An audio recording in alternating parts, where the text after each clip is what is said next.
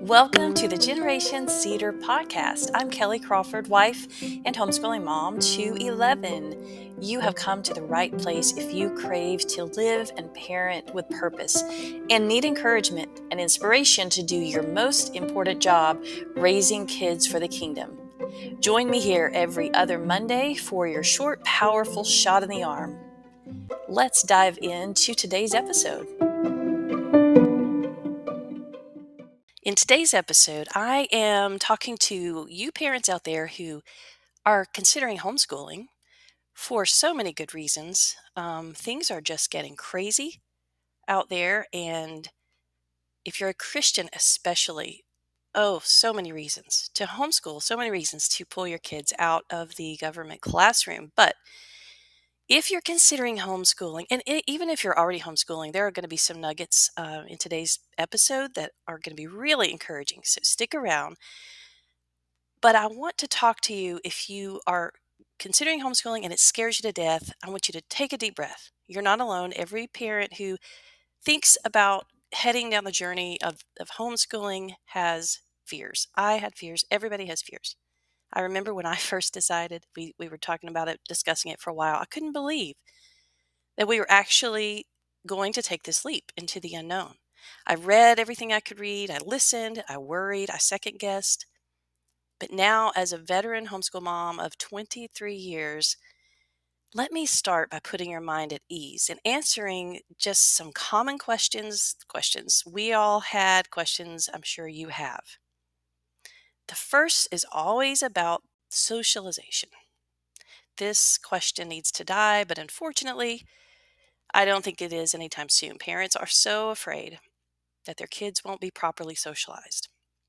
Your kids are not going to be weird if you decide to homeschool. Some people even think that it's a strange experiment socially to require kids to sit in a room in rows with only people their own age for 8 hours a day, because that's really not very lifelike. That's not really what real life is like. So it's kind of an irony when I hear this question.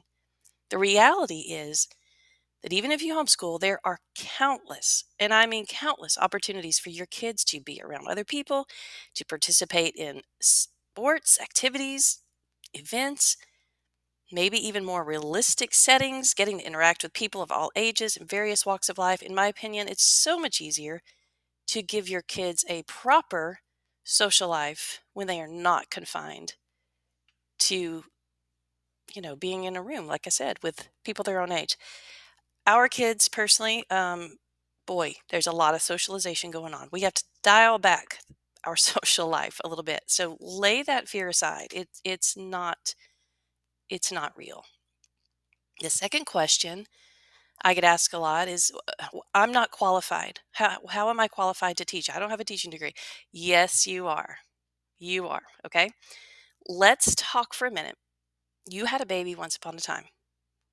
That baby learned more in 5 years than he will learn in a lifetime, including a complicated language, important forms of psychology, physics, so many other important things, all without a trained teacher or not without even a formal curriculum. So do not underestimate your child's continuing ability to learn, explore, and master what he needs.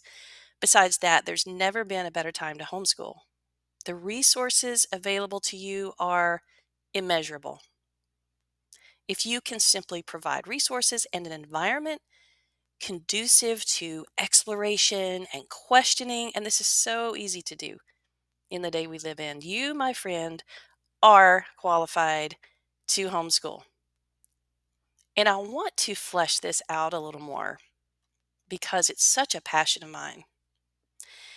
Like I said, when a baby comes into the world, he is given by his creator this amazing curiosity. He is given what he needs to learn the things that are important to him at the time they are important. He's curious about everything, even before he's able to express it. From the instant he's born, his brain has begun to process language and sights and sounds. He's heavily engaged in a living education, and he continues that through his toddler years.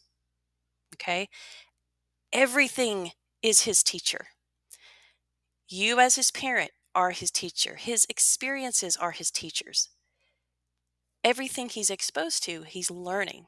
Okay. Then, about the age of 5, we tell parents, oh, now you need to go to send your child to school so he can learn. And what a confusing message, right? This child has already learned more in his 5 years than he will learn for the rest of his life. But we remove him from this living, breathing environment where he can touch and see and hear and taste everything at his own pace and his interest. And then he's plopped down in a confining room with a bunch of other kids his age. He's definitely taught something. He's taught to be quiet when he has questions. He's taught to stand in a straight line outside the bathroom because that's a very important life skill. He's taught to work faster or slower depending on what everyone else around him is doing, and the list goes on. All the while, he is being conditioned to think that his teacher is the only one in his life who has anything intelligent to impart. That school learning is the only kind of learning. And that kind of learning starts at 8 a.m. and it's over at 3 p.m.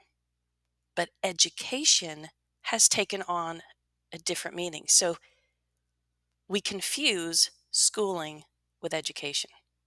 Worse yet, as he gets older, it becomes fashionable to dislike school, which he equates with learning, right? Not all kids adopt this loathing of learning, but it is typical.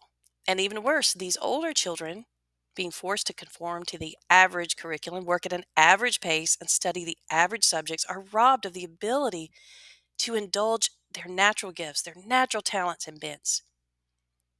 Many would-be brilliant entrepreneurs are labeled and injured in this traditional classroom setting. Some kids do thrive in a classroom setting. I'm not saying they don't, but so many children have lost tremendous potential in their own areas of expertise because they were forced into a mold they didn't fit. And while there are some very basic concepts that everyone should learn, those concepts are not learned the same way or at the same timing by everyone. Reading, math, and communication. In my opinion, those are the three R's, the bedrock of a good education. Those things will either be a delight to the student or a misery, depending upon that child and how those subjects are presented to him.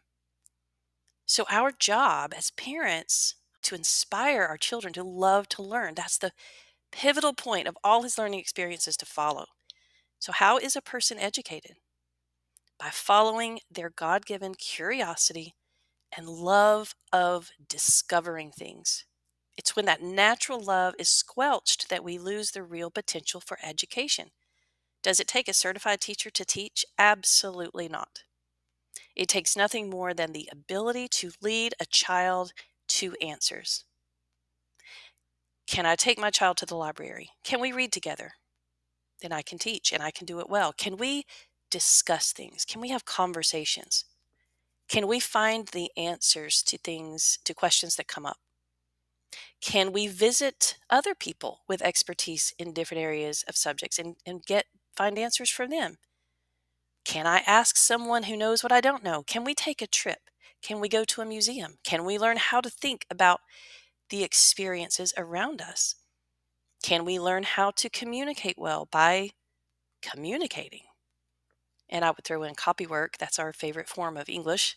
Can we study God's Word, which is the beginning of knowledge? So, yes, to answer your question, you are more than qualified. The third question I often get is how much does it cost? You can actually homeschool for free, or you can spend a ton of money and everything in between. Over the course of our last 23 years, we have spent very, very little simply because we didn't have to. There are free resources, the library, online curriculum, thrift stores, and educating a person doesn't have to be costly at all. But there are curriculum choices that are more expensive. If you'd rather not do the work of finding the cheaper resources, it's totally up to you and your personal preferences, but there is no end to the options and the choices for types of curriculum. Fourth question, what about state requirements? Each state has different requirements, and you can check your state's requirement at online if you just search for my state homeschooling requirement. Let me encourage you to relax about the prospect of homeschooling. There's so much more I could say about this, but I wanted to just briefly hit those pain points that I hear a lot. We have all been conditioned to think that a school setting is the only way for a child to be educated. And while I appreciate the efforts of so many wonderful teachers out there, it has been my experience that the classroom is really a less than ideal situation for children to learn. It's very stifling, especially to those kids who maybe are not academically bent. There are so many ways to be educated, and also there are so many forms of intelligence. Being academically bent or excelling in academics, that's just one form. That's just one form, but that's what we look to. And so the classroom does so much harm to children who have other stronger forms of intelligence and are not allowed to thrive there. And so it can't be summed up in one podcast episode. I invite you to visit my website at generationscedar.com. I have so many articles that will answer these and other questions, so many different routes of exploration that I invite you to come. And I would love to talk to you one on one if you have specific questions. But I just encourage you to read and learn and give yourself room to explore this new and very exciting thing called homeschooling. And here's my very best piece of advice to new homeschooling parents and parents thinking about homeschooling. You need to de-school yourself. Okay, and I can help you do that. If you'll come to my website, browse around, I have an e-course now that I tell you exactly how to lose your fear of failing your kids in about an hour. Okay, so come over to the site, grab that. I give the first lesson is free. You can check that out.